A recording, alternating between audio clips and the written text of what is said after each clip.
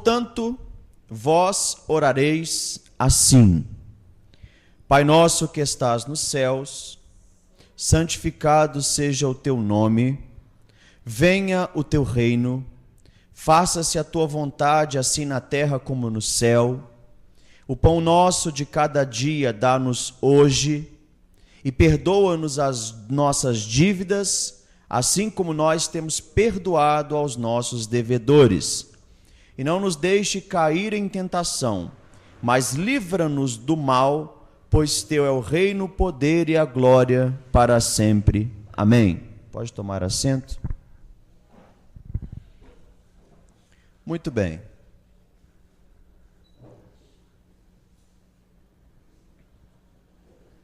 Em Lucas, capítulo 11,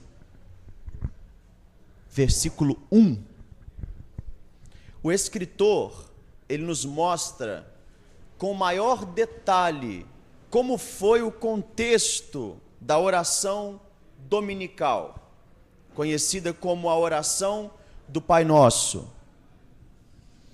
Lucas diz que de uma certa feita estava Jesus orando em certo lugar, e quando terminou a sua oração, um dos seus discípulos lhe pediu: Senhor, ensina-nos a orar, assim como João ensinou aos seus discípulos. E existe um livro muito bom da editora Cultura Cristã, do R.C. Sproul. O título é Discípulos Hoje. E Sproul, em seu livro, ele diz o seguinte, ele faz a seguinte pergunta: o que motivou o discípulo anônimo, não fala quem é, a pedir a Jesus que o ensinasse a orar? Ao discípulo, esse discípulo, por certo, estava representando todos os discípulos, o desejo de todos os discípulos, ao pedir a Jesus que o ensinasse a orar, assim como João, o Batista, havia ensinado aos seus discípulos. Sproul diz o seguinte, que por certo, eles observaram que havia uma grande conexão entre os milagres, entre o poder exercido por Jesus ao expulsar os demônios, entre o poder exercido por Jesus ao efetuar maravilhas e sua vida de oração. Havia uma conexão. E o interessante é que os discípulos não disseram: Senhor, nos ensina como fazer milagres. Senhor, nos ensina como multiplicar os pães. Senhor, nos ensina como expulsar os demônios. Ou, Senhor, nos ensina como andar sobre as águas. Não. O discípulo disse: Senhor, nos ensina a orar. Porque eles sabiam que o segredo do poder da oração, do poder operado por Jesus na efetuação de milagres e maravilhas, estava em conexão com a sua vida de oração.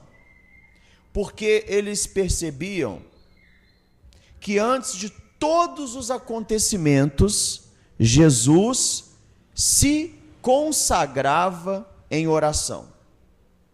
E esse pensamento é comprovado pelo livro de Marcos. Eu não vou passar todas as referências, mas depois os irmãos podem pegar comigo. No livro de Marcos, o autor nos conta que depois de Jesus efetuar muitos milagres, muitas maravilhas, e ficar o dia todo atendendo o povo, limpando os leprosos, dando vista aos cegos, em alta madrugada Jesus acordou, ou seja, de manhã muito cedo, depois disso, mesmo estando cansado, ele acordou e procurava um lugar deserto e ali orava.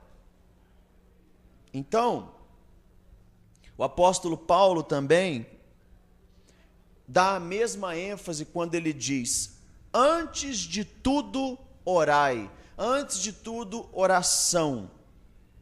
Então, antes de pregar, antes de cantar, antes de evangelizar, antes de ler, antes de dormir, depois que acorda, antes de trabalhar, antes de tomar as decisões na vida, antes de se casar, antes de comer, antes de vir ao culto, antes de conversar, absolutamente antes de tudo, ou seja, em primeiro lugar, o apóstolo Paulo diz que a nossa vida devocional deve estar baseada na oração. Quem assim faz demonstra completa dependência de Deus para todas as decisões de sua vida e conhece também a sua fragilidade. E entende também que sem Deus é impossível viver. Então ele busca direcionamento da parte de Deus em oração antes de todas as coisas. Então, antes de tudo, o mais importante é a sua vida de oração. Então, voltando ao texto de Mateus 6, Jesus responde ao pedido do discípulo de Lucas 11, que é o mesmo contexto, por isso são evangelhos sinópticos. Ele diz: vós orareis assim. Até aí, vós orareis assim. Isso está no versículo 9 do capítulo 6 de Mateus. Portanto, vós orareis assim. Observe que Jesus não disse: vós orareis essa oração, mas sim, vós orareis assim, ou seja, deste modo, desta forma. Eu não estou querendo inferir, de modo nenhum, que não podemos orar, rezar, citar a oração do Pai Nosso. O que eu quero dizer é que Jesus, através desse esboço que é o Pai Nosso, nos ensina a orar. Se ele quisesse apenas nos ensinar a repetir as palavras do Pai Nosso, como é feito em muitas religiões, ele estaria contradizendo a sua própria palavra no contexto anterior que diz: não useis de vãs repetições. Versículo 7. E orando, não useis de vãs repetições, como os gentios, porque presumem que pelo muito falar serão ouvidos. Então, por certo, Jesus não está nos ensinando uma reza forte para todas as ocasiões da vida. Isso prega muito contra o terço. Isso prega muito contra a penitência. Então, Jesus está nos dando um esboço homilético que nos ensina quais são as características principais da oração. Dividida em 4 partes, a oração ela fala de ação de graças, intercessão, petição e adoração. Ação de graças, intercessão, petição e adoração. E aqui nós encontramos outro problema. Não devemos dissecar o texto como fazem os cientistas da religião. Agora é outro nome que nós estamos utilizando nos últimos dias. Os cientistas da religião. E nos esquecer que Jesus, da mesma forma que nos ensina a oração do Pai Nosso, ele ensina que o importante mesmo no contexto é entrarmos no nosso quarto, fecharmos a nossa porta e derramarmos a nossa alma diante de Deus com simplicidade. Ele fala sobre isso, e eu vou falar em outra ocasião sobre os hipócritas. Não como os hipócritas que gostam de ser reconhecidos pelos homens e oram de pé nas praças, mas quando você for orar, busque ao teu Deus em secreto, no teu quarto, de porta fechada, e com simplicidade de coração, e que não é pelo muito falar, muito menos pela eloquência do devoto, mas sim Deus olha a sinceridade do nosso coração. Você não é ouvido pela sua capacidade de transmitir em palavras os seus pensamentos, porque Deus, Ele não se impressiona com a eloquência humana, Ele vê a sinceridade do nosso coração. E a oração propriamente dita começa com as palavras Pai Nosso. Primeiro ponto, Pai Nosso. A pergunta que eu proponho à guisa de introdução é a seguinte: somos todos filhos de Deus? A Bíblia, em seu contexto, diz que só aqueles que receberam Jesus, que receberem Jesus, que receberão Jesus como filho de Deus, é que exousia, tem agora o direito de se tornarem, o direito de serem feitos filhos de Deus, o direito de ser chamados de filhos de Deus. Então só aqueles que receberam Jesus é que têm o direito de serem chamados de filhos de Deus. A palavra Abba, do aramaico pai, que Jesus utiliza, não se aplica a todos os seres humanos. Isso deve ser um dos pontos principais para o entendimento da oração do Pai Nosso. A humanidade, ela é dividida desde o Antigo Testamento em dois grupos. Os filhos de Deus são aqueles que obedecem à palavra de Deus, que dão importância para Deus, que vivem em conformidade com os pensamentos, o sentimento e a vontade de Deus, e os filhos dos homens.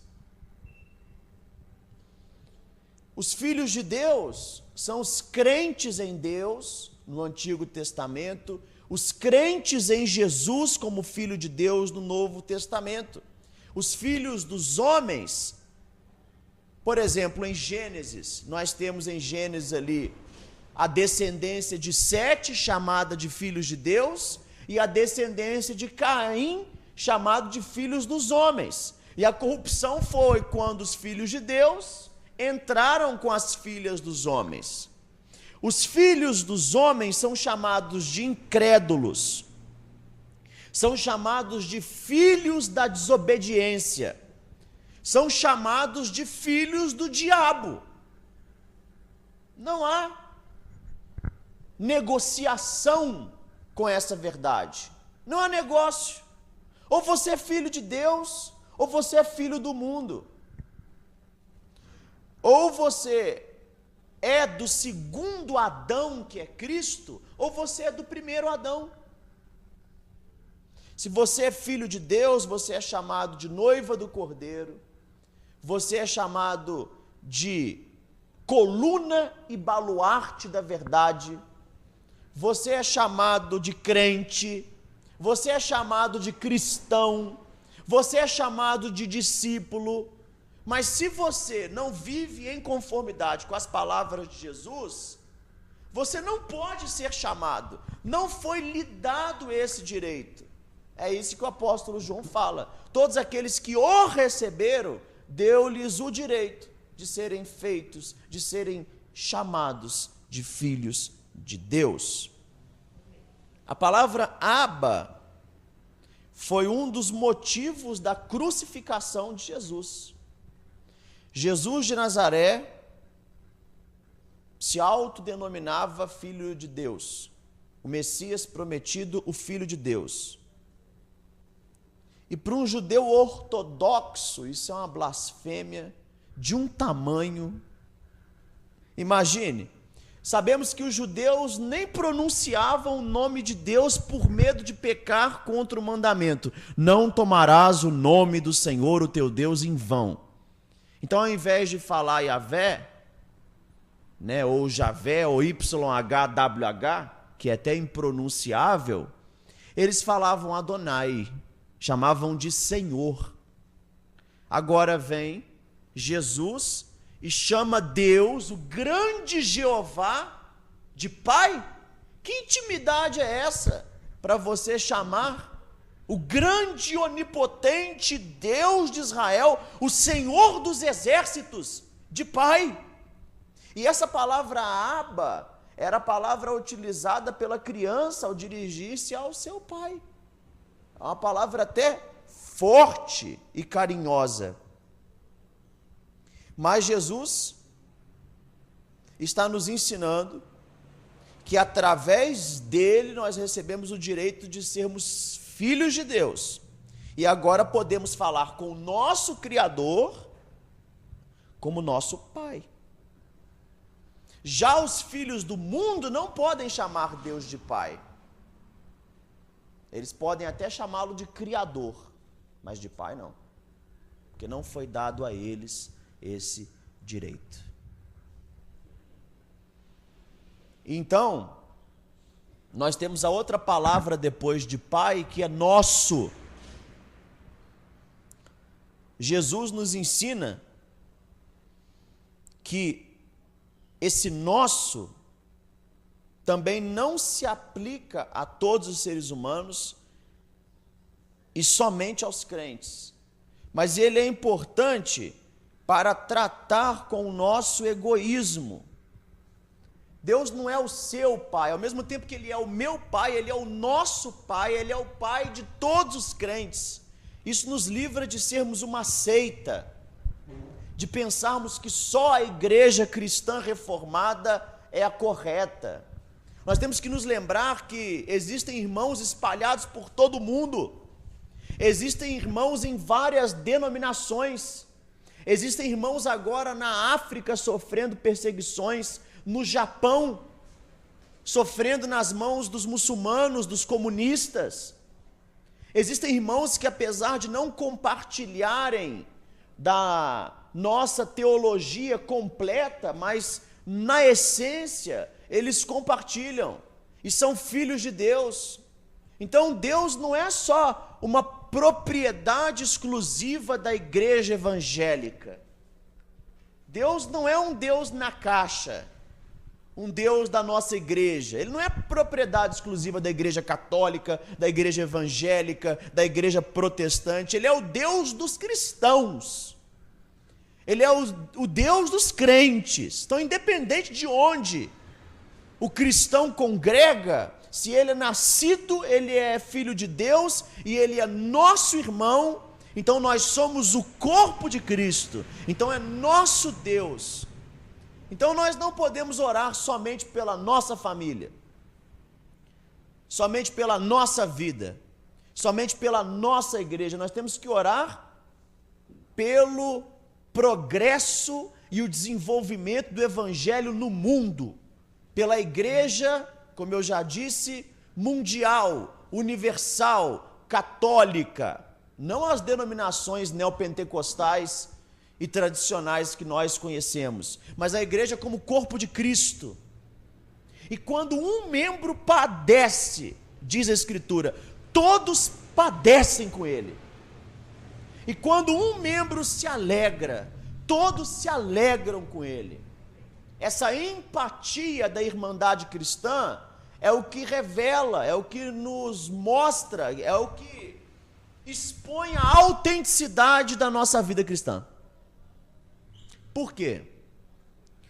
Porque a informação demasiada, ela cauteriza o nosso coração. Hoje nós ligamos o nosso televisor e nós temos o contato direto com a morte, com a perseguição, e nós somos capazes até de comer assistindo a morte, o desastre, porque o nosso coração, de tanta informação, ele se tornou cauterizado, sim ou não? Então nós temos que, através da vida de oração, nos compadecer dos nossos irmãos que não são da igreja, que são reformada, que não são reformados, né, independente da denominação dele, dos nossos irmãos cristãos que estão sofrendo. Como pode alguém se alegrar com o sofrimento do outro irmão? E existe isso na guerra maldita das denominações. Pastor falando de pastor, igreja contra igreja. O diabo nem precisa entrar na batalha, porque nós mesmos estamos nos degladiando. Nós esquecemos até de lutar contra o diabo, estamos lutando contra os nossos próprios irmãos. A nossa missão não é só protestar e criticar igrejas. A nossa missão é pregar o evangelho puro e simples. Paulo, preocupado, ele exorta: a minha preocupação é que vocês abandonem depressa a simplicidade da doutrina de Cristo e caiam no engano de Eva, de buscar a sabedoria na árvore do conhecimento do bem e do mal.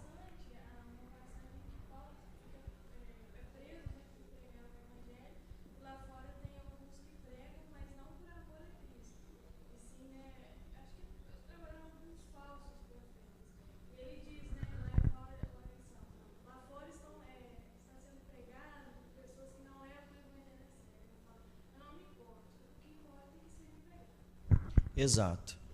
Quando Paulo ele disse isso, ele quis descentralizar o evangelho dele mesmo. Não importa se eles pregam por isso, por aquilo, né, qual é a motivação. O que importa é que se pregue o evangelho. Não sou eu a chave, o segredo do progresso do evangelho. O evangelho por si só ele é poderoso. A minha missão aqui não é fazer uso da Escritura para ensinar os meus pensamentos, é levar os meus pensamentos cativos à Escritura. Uma tribo indígena, certa feita, isso é um fato, isso não é uma parábola, uma tribo, o pajé aprendeu a ler, no seu esforço aprendeu a ler, e decidiu ir à cidade comprar um livro. E o pajé foi e comprou o livro. Comprou qual livro? A Bíblia, logo a Bíblia. Leu a Bíblia e ensinou a tribo a Bíblia. E os missionários, então, naquela busca de evangelizar, alcançaram essa tribo. Quando chegaram lá, os índios eram mais crentes que eles, porque viviam o evangelho com maior autenticidade do que eles. Deus não precisa de nós, Ele nos usa porque isso agrada ao seu coração, mas Ele é poderoso para converter o coração de quem Ele quiser, como Ele quiser. Então nós não podemos, como eu já falei e falo mais uma vez, pensar que o evangelho, que Jesus, que Deus é propriedade exclusiva nossa, como dizia antigamente a Igreja Católica. Fora da igreja não há salvação. Que fora da igreja não há salvação? Hoje eles não dizem isso mais não. Fora de Cristo, aquele que não recebe a igreja como mãe, também não pode receber Deus como pai. Esses jargões são completamente equivocados. A salvação está no Evangelho, o Evangelho é Cristo. O Evangelho é Cristo. Amém? Então, Pai nosso, que estás nos céus, santificado seja o teu nome. Em segundo lugar, apesar da compreensão que existe a nossa comunhão individual íntima com o Senhor, nós devemos entender que Ele é um Deus santo, que Ele está no céu, que Ele é o Deus de toda tribo, língua e nação. E aqui Jesus nos ensina a reverência. que apesar de Deus ser nosso Pai, nós tratamos esse relacionamento paterno de Deus para conosco com reverência. Olha só, apesar do direito de sermos chamados de filhos de Deus, isso não nos dá a liberdade para sermos irreverentes, como são a maioria dos adoradores contemporâneos. Hoje, numa rede social, quase todos os dias você vê alguém compartilhando alguma adoração, algum louvor, alguma expressão corporal no culto irreverente. E eu lembro de usar. Você lembra de usar? Talvez você me pergunte, usar o quê? Não, usar é uma pessoa. Usar. Davi, ele foi chamado por Deus para ser rei de Israel. Mas ele não recebeu o trono de imediato. Ele ficou 14 anos, mais ou menos, fugindo de Saul. 10 a 14 anos. E ele não matava Saul quando ele tinha oportunidade, porque ele sabia que Saul era o rei naquele momento, e no momento certo, quando Deus o chamasse para ser rei, ele não ia precisar usar a sua força e a sua capacidade, mas isso viria naturalmente com ele. Isso é uma resposta para aqueles que querem alcançar o ministério pastoral, a liderança da igreja, na base de seus protestos, da demonstração das suas qualidades. É Deus que te dá. Você não conquista. Você não precisa passar por cima de ninguém. E Davi era perseguido, e quando ele tinha oportunidade de matar Saul, o seu coração pesava e ele não matava. E Saul então foi morto, mas não pelas mãos de Davi. E agora Davi assume o trono. Mas antes de ir para Jerusalém, Davi, ele, como era um verdadeiro devoto a Deus, ele desejou buscar a arca, porque a arca estava na mão dos inimigos.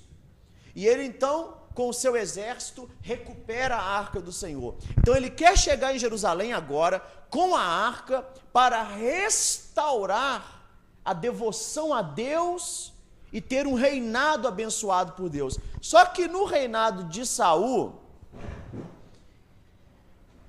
a vida espiritual de Israel se transformou apenas numa devoção religiosa obrigatória, costumeira. O povo não buscava a Deus agora porque queimava o seu coração de amor. O povo buscava a Deus porque era o que deveria ser feito. Então, os próprios levitas não davam tanta importância à forma com que Deus queria, desejava ser adorado. Porque Deus, ele nos exorta a amarmos ao seu Filho Jesus Cristo, a Ele mesmo, sobre todas as coisas. Mas Ele nos fala a forma desse amor. Deus ordena o culto, mas Ele nos fala a forma do culto. Deus ordena a oração, mas Ele nos fala a forma da oração. E a arca não poderia ser levada em carro de bois, como o levita Uzá quis levar. Ela deveria ser levada no ombro dos levitas. Mas como ele desejava que a arca chegasse mais rápido em Jerusalém, e o desejo, a intenção pode ser boa, mas de intenção boa o inferno está cheio, o sereste está cheio, a cadeia está cheia. Então o que importa não é a boa intenção somente, mas também a forma com que Deus estabeleceu para ser feita a coisa. Então hoje nós temos adorações extravagantes, pessoas fazendo danças teatrais no culto, pessoas vestidas de forma indecente no culto. Irmão, plantar bananeira não é pecado, mas cabe no culto? Cabe no culto plantar bananeira? Pessoas praticamente esquizofrênicas, pessoas expressando ali com o seu corpo em gestos, em línguas, e pessoas com trajes. Hoje você tem todo tipo de adoração extravagante, até um pastor se vestir de super-homem, comer as folhas da Bíblia, literalmente. E o que aconteceu?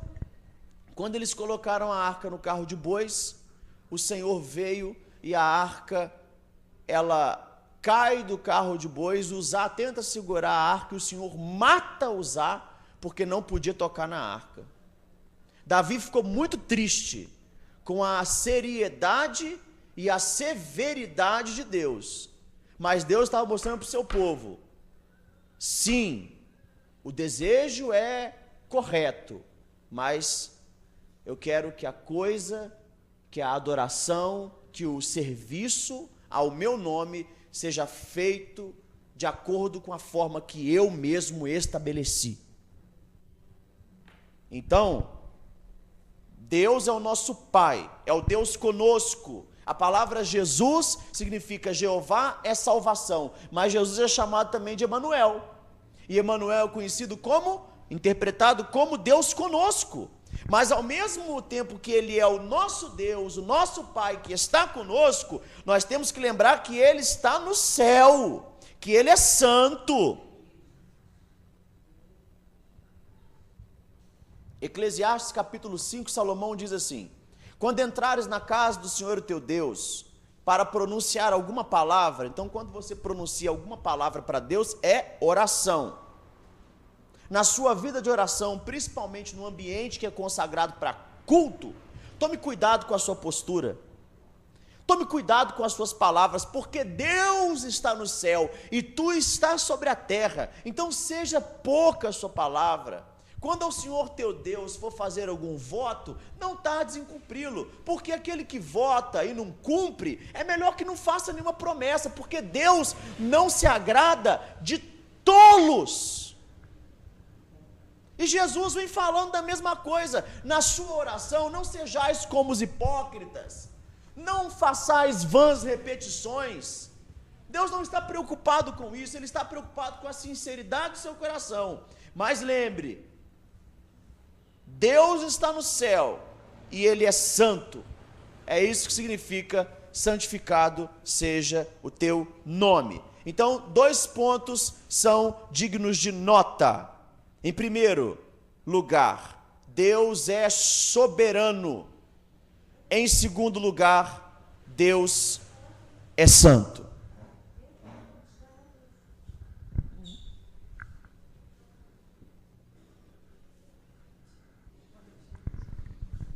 Em quarto lugar, venha o teu reino, faça-se a tua vontade, assim na terra como no céu. Muitos são os que confundem esse verso também. A oração do Pai Nosso é a mais conhecida, mais rezada e a mais mal interpretada também. As pessoas oram para que a vontade de Deus seja cumprida. Muitos são os que oram para que Satanás não logre êxito em seus empreendimentos. Muitos são os que pregam a teologia da batalha espiritual. Já ouviu falar?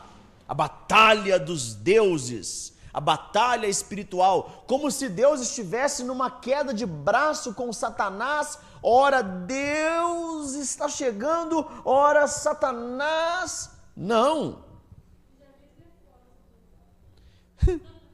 Orar para que a vontade de Deus seja cumprida.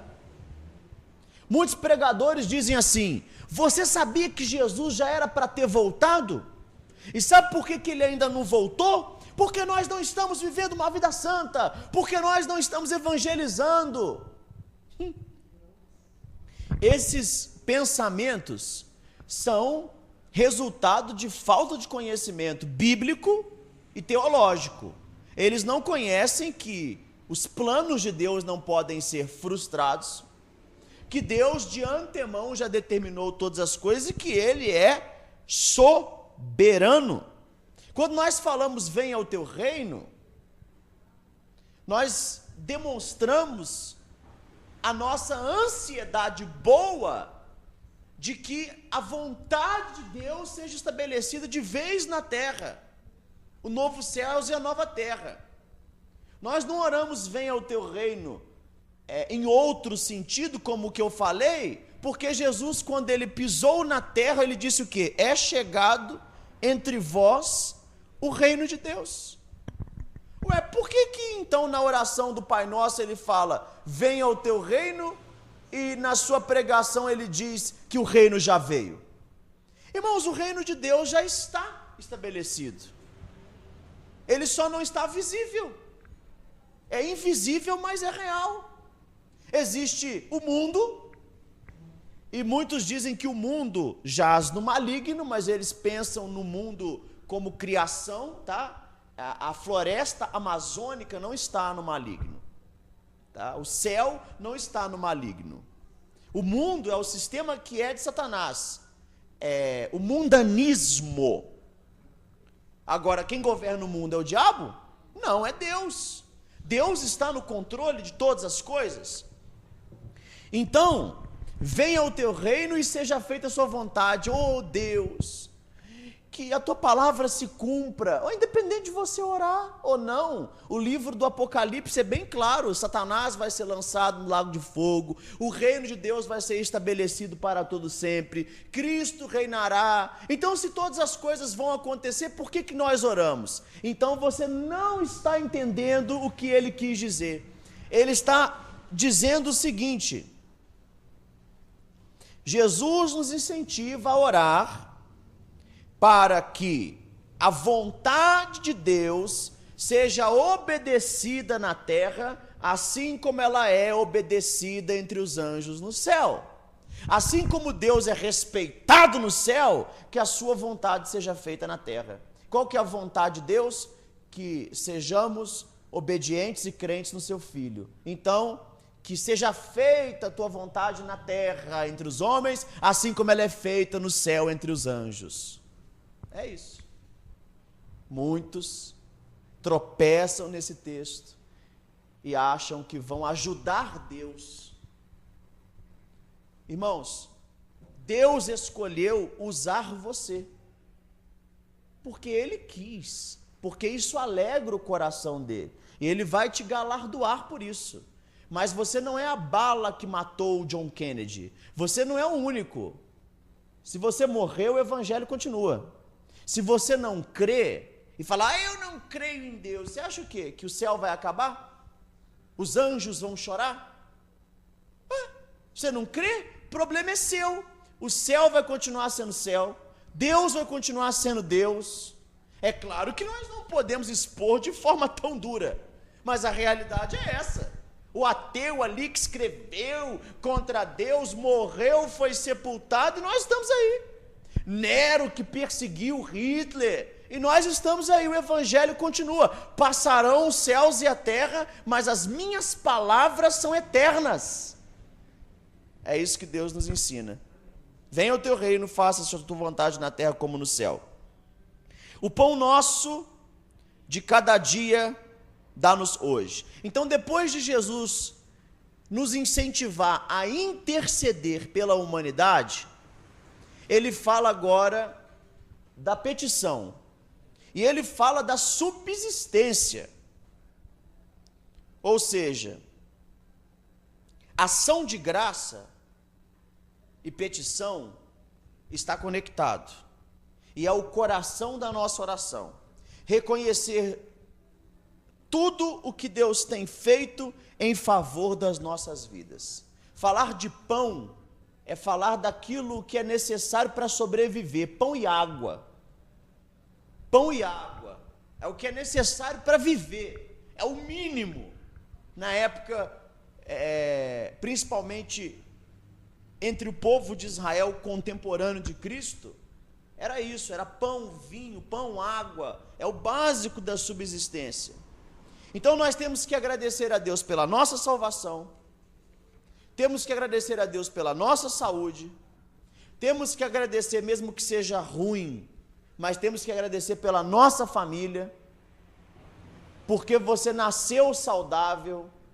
Aqui entre nós não tem nenhum leproso, não tem nenhum aleijado, não tem nenhum canceroso, não tem nenhum cego, não tem nenhum surdo. nós temos que agradecer pela provisão e pedir a provisão. O problema do próspero, o problema daquele que tem condições financeiras, é que ele, muitas vezes, ele não pede. E não pedir não é uma atitude, eu não peço nada a Deus, eu só agradeço. Ah, é? Então quer dizer que você acredita que pode conseguir as coisas sem Ele. Deu para entender? Que você pode ali com o seu dinheiro pagar e comprar. Não, você deve pedir sim. Porque quando você dobra o joelho e fala, Senhor, não deixe faltar o pão sobre a minha mesa, abençoa o meu dia de trabalho, envia os clientes para que eu possa cuidar da minha família, da minha vida, me casar. Hoje eu estou pegando no pé, né? Sério, você está mostrando dependência. Porque se não for Deus, e se Ele quiser, você vai à falência. Então tudo que você tem, tudo que você conquistou, mesmo que você nunca reconheceu, foi a bondosa mão de Deus. É Ele que faz a chuva cair sobre a terra, é Ele que nos dá o sol. E quando eu leio sobre pão, eu já penso no Antigo Testamento aqui. Ele que manda a chuva, né? Como você disse, o sol. Por que acontece tanto pra gente? É por causa do pecado. A Bíblia diz assim que a natureza geme até o dia da redenção. Então, se a natureza está assim, é consequência do nosso pecado. Quando eu falo que ele manda a chuva, eu quis dizer no sentido de chuva sobre uma plantação que a faz frutificar. Mas e as tempestades que derrubam as casas? Exatamente, consequência do pecado do homem. Em Gênesis fala que depois do pecado, nasceram-se espinhos e abrolhos. Não era vontade de Deus um espinho, era vontade de Deus uma flor.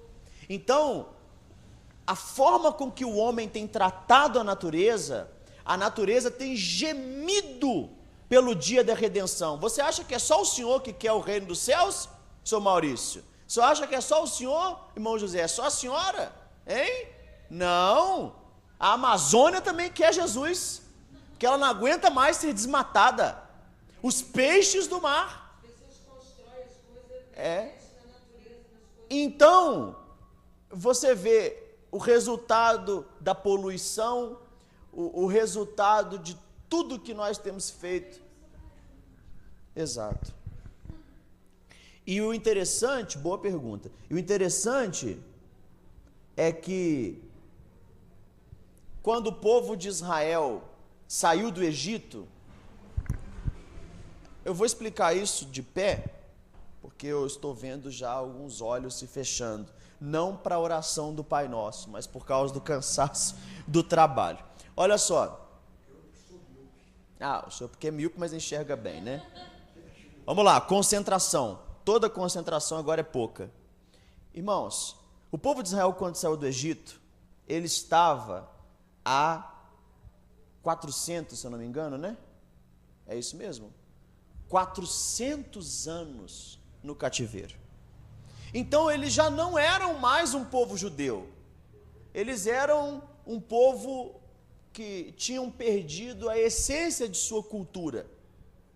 Eles tinham até aquela ideia de serem povos judeus, porque os egípcios os tratavam como judeus, mas eles já não sabiam. Então a cultura egípcia, os usos e costumes egípcios estavam enraizados neles. Então por que Deus leva o povo de Israel para o deserto? Para desintoxicá-los do modus vivendi egípcio. E levam eles para o deserto, e ali prova o seu povo no deserto, e em certo momento, mesmo tendo levado todo o ouro, toda a prata do Egito, em certo momento, o povo, por causa do sol, por causa da sede, por causa da fome, começou a murmurar. Eu não sei se você se recorda disso. Quem lembra disso? O povo começou a murmurar. Deus abriu o mar, libertou o seu povo, tirou das mãos dos seus opressores, e agora que eles estão no deserto, a incredulidade volta. Gente, como é que o povo tem memória curta, né? Ninguém pensou em dobrar os joelhos para confiar que se Deus é poderoso para abrir o mar, se Deus é poderoso para enviar todas aquelas pragas, Ele não nos deixará sem sustento. Aí eles foram até Moisés e começaram a murmurar. E se tem uma coisa que Deus detesta, que Deus odeia, é o quê? Murmuração. É quando você reclama do que você tem. Você, eu não tenho. Eu queria ter, ao invés de ser grato. Primeiro, porque tem muita gente em condições piores do que você. Segundo, porque nunca o seu coração vai satisfazer em coisas. Você antes queria uma coisa, conseguiu, agora você quer outra coisa, conseguiu, e aí você quer outra coisa, conseguiu. Nunca o ser humano está satisfeito, porque a satisfação nossa só está em Deus. Existe um vazio no coração do homem do tamanho de Deus, e só Deus pode preencher esse vazio. Então o povo de Israel ali começou a murmurar. Aí Deus falou com Moisés sobre o pão, o maná. Lembra do maná que descia do céu? Só que o povo, mais uma vez, incrédulo, pensou: e se não chover maná amanhã? Aí quis guardar. Só que o maná apodrecia. Por isso que Jesus disse: não ajunteis tesouro na terra, aonde a traça corrói, aonde o ladrão rouba, mas ajuntai tesouros no céu. Não vos inquieteis com o que comeremos, com o que beberemos, com o que vestiremos. Os ímpios, os gentios é que procuram todas essas coisas. Olhem para os lírios do campo, para as aves do céu. Deus não cuida da natureza? Você não é mais importante que o capim-guiné? Então, tenha fé. Até rimou. E agora, o povo aprendeu a depender de Deus, para que todo dia Ele enviasse o maná que vinha do céu. E Jesus disse o quê? Eu sou o pão vivo que desce do céu. O maná simbolizava Jesus. O maná simbolizava que o nosso sustento da nossa vida espiritual está em Jesus. Por isso nós temos o pão da Santa Ceia, por isso Ele fala que quem não comer da minha carne não tem parte comigo.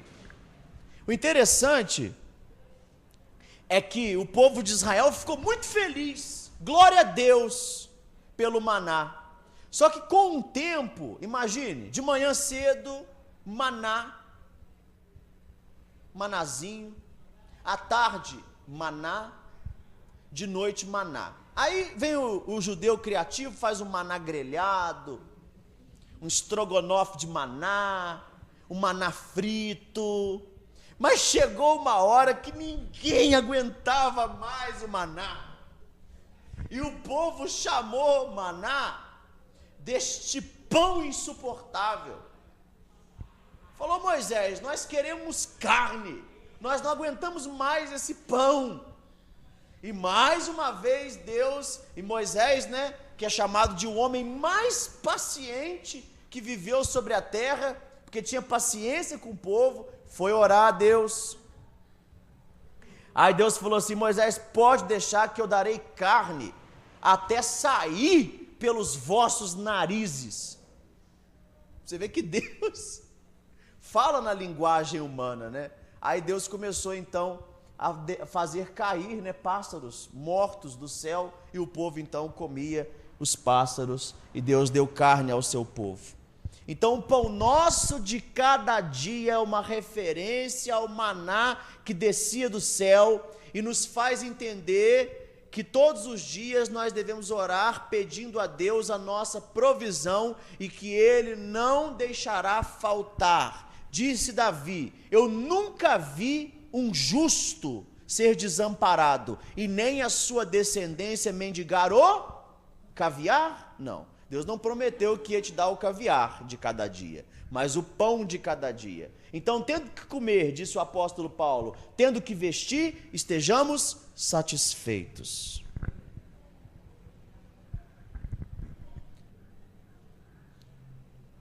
Depois, versículo 12: e perdoa as nossas dívidas, assim como nós temos perdoado os nossos devedores. Aqui nós temos uma referência ao arrependimento diário, o pedido de perdão diário. Eu te pergunto, você pede todos os dias perdão a Deus? Ah, não, eu só peço quando eu peco. Então você não tem consciência de que você não se torna um pecador depois que você peca. Você era uma folha branca, aí você pecou, sujou e agora você pede perdão, a borracha do perdão apagou. Não, você não se torna um pecador depois que você peca. Você peca porque você é um pecador. Então você deve viver uma vida de arrependimento, porque até inconscientemente nós pecamos contra Deus. E ele fala: perdoa as nossas dívidas.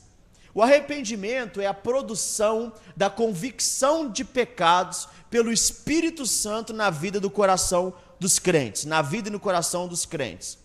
O arrependimento deve ser diário, assim como você pede o pão a cada dia, o perdão a Deus você deve pedir todos os dias.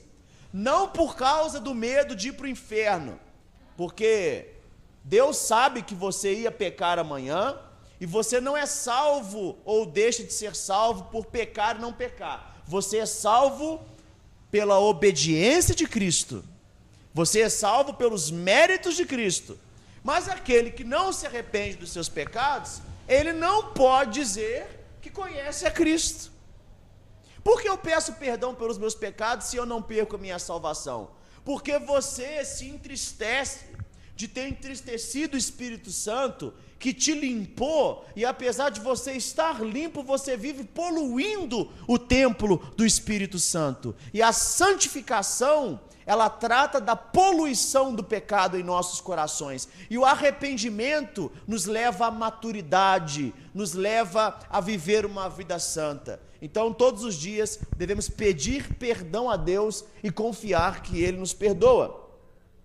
A palavra dívida nos leva a entender isso, que Cristo pagou a nossa dívida por nós. O salário do pecado é a morte. Jesus recebeu este salário para que você não morra. Eu estou falando de morte espiritual, tá? Porque o crente não morre, ele faz uma passagem desta para melhor. Literalmente. O crente, ele nasce de novo, e quando ele morre, a morte não tem poder sobre ele, porque ele está com Cristo.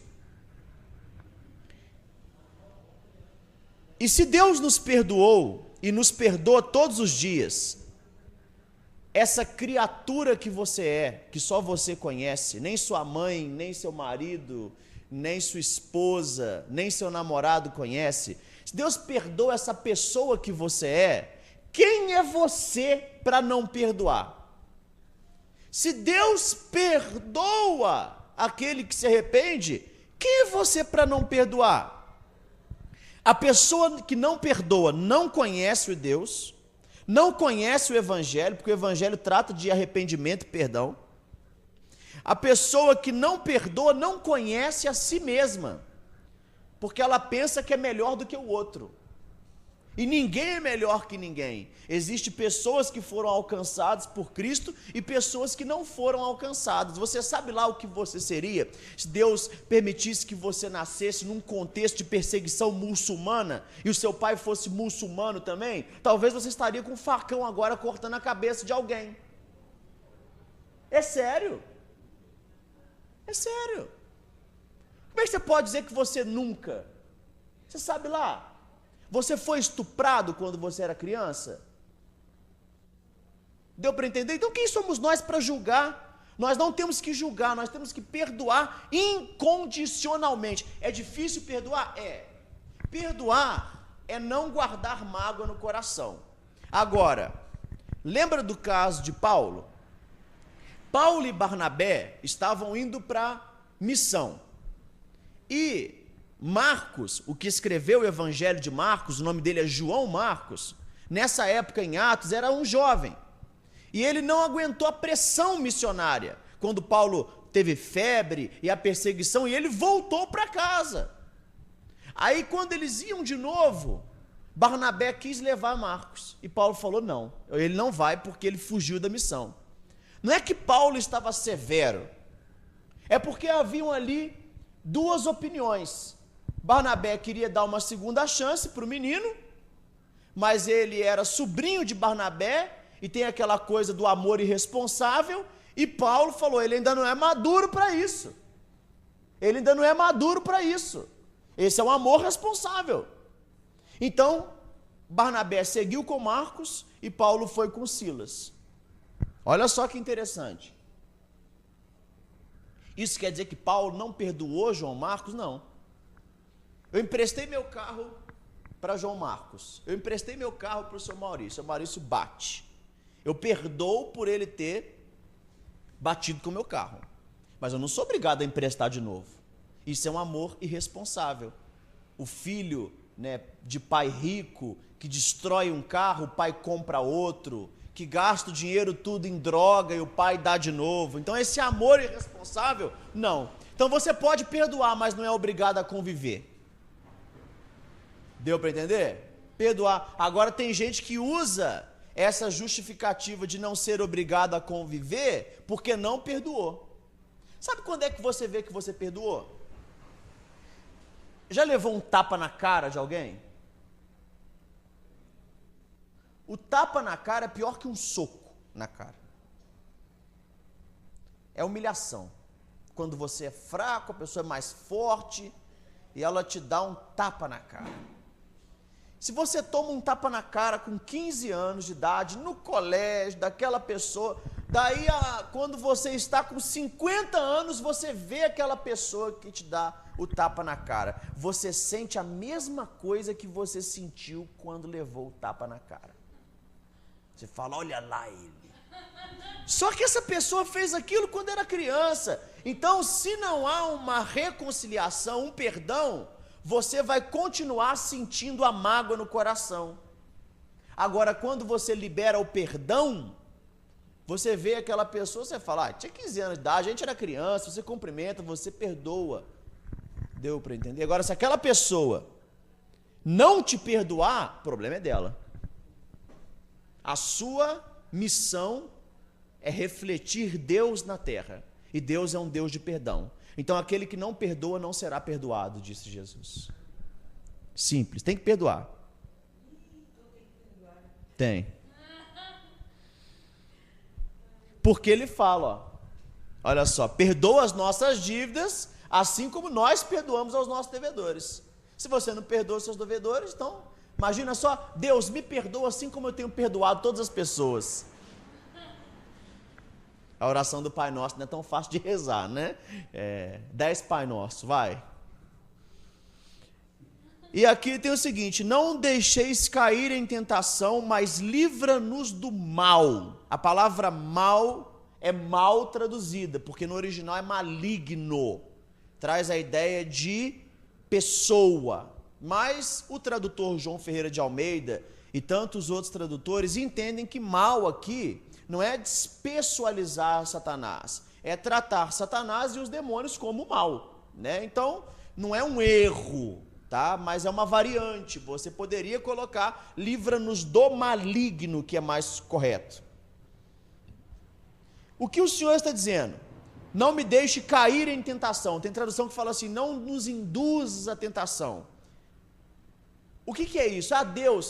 Deus ele permite a provação na sua vida. A oração não é que Deus, Deus, não me deixe sofrer, não me deixe ser provado, porque tentação aqui não está falando de uma mulher sedutora seduzindo um jovem, não está falando de um dinheiro, de um jovem, não é esse tipo de tentação. Tentação aqui é provação. Tentação aqui está no contexto de você estar com a faca no pescoço, ou a sua esposa com a faca no pescoço, e você não negar o nome de Jesus. É nesse contexto de tentação.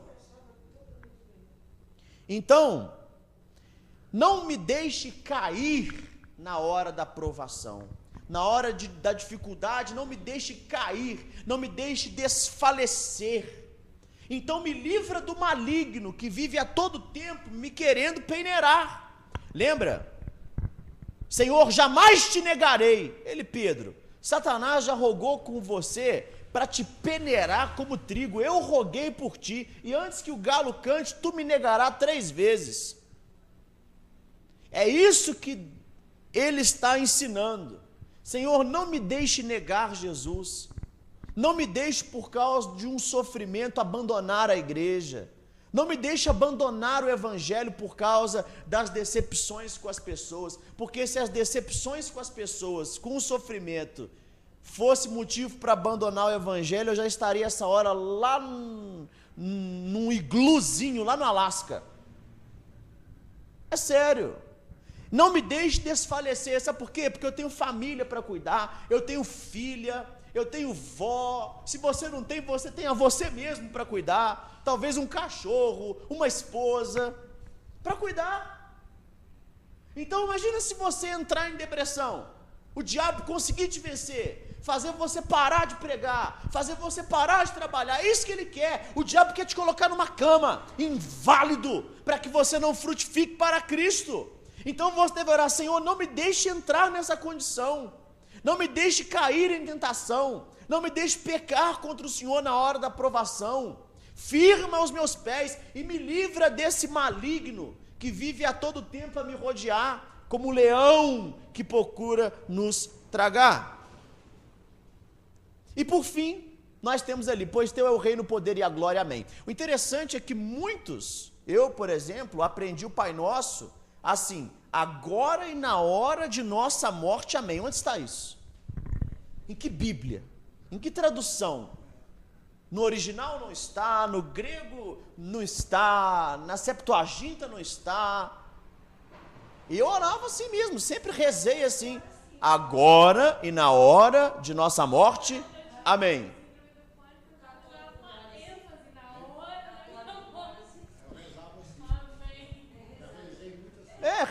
Rezei.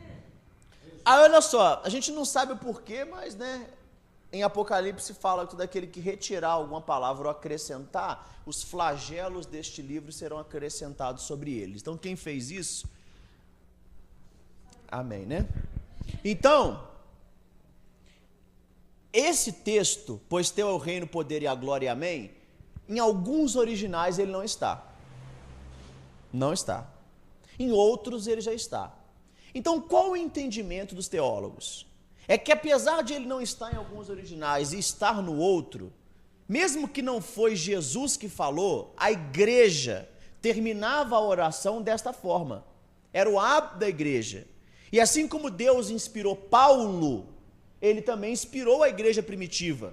E também nós não nos preocupamos com isso, sabe por quê? Porque todo teólogo cristão ortodoxo, fundamentalista, reformado e bom exegeta, ele sabe que o Deus da providência, o Espírito Santo, é que preservou os livros.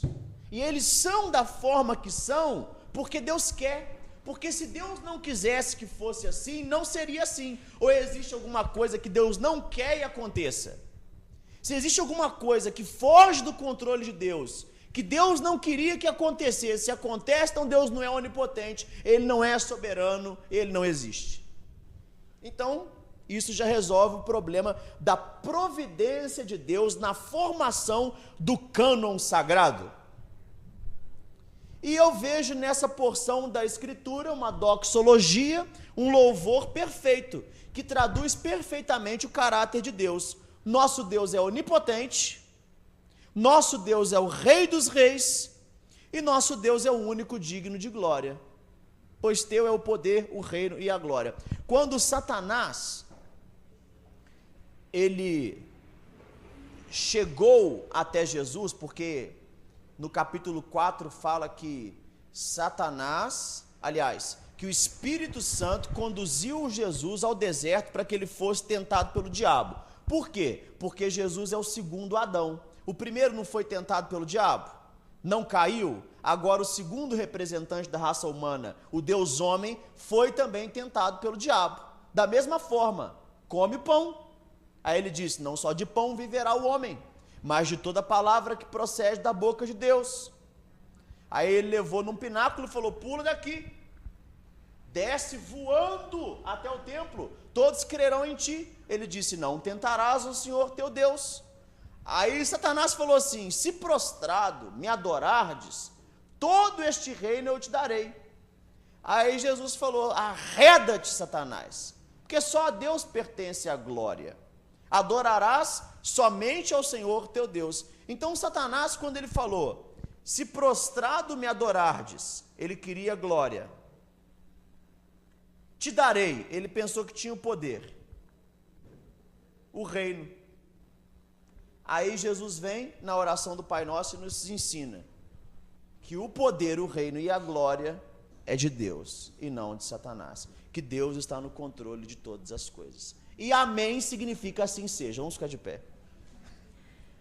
Preciso explicar.